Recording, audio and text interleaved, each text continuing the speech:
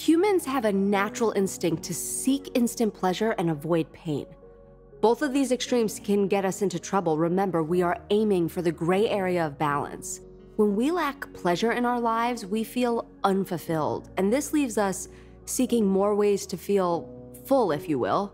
So we fulfill with food, booze, TV, online shopping, pick your poison. It's not the food we need to avoid, but the authentic pleasure we must seek. So let's start out by looking at the things that currently give you pleasure.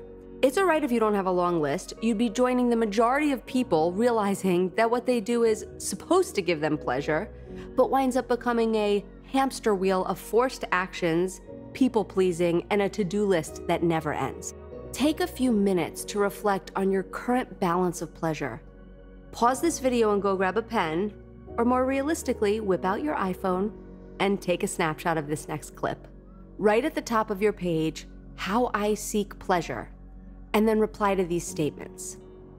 I currently feel deprived of. The things in life that give me the most pleasure are.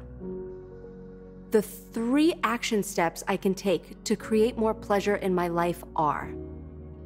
My plan of action for this week is to.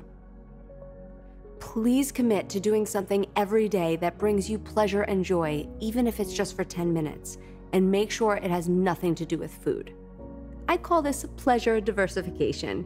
If food is carrying the weight of your entire source of pleasure, there's going to be no way to change your behavior around food. But if we can build a structure to our day where food is one of many of our sources of pleasure, not only will you have a richer life, but food loses its power and you find your balance.